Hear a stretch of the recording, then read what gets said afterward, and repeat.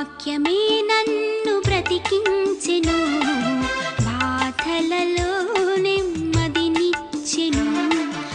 నీ వాక్యమే నన్ను బ్రతికించెను, బాధలలో నెమ్మదినిచ్చెను. కృపాశక్తి దయాశక్తి సంపూర్ణుడా, వాక్యమై ఉన్న యేసు వందనమయ్యా. కృపాశక్తి దయాశక్తి సంపూర్ణ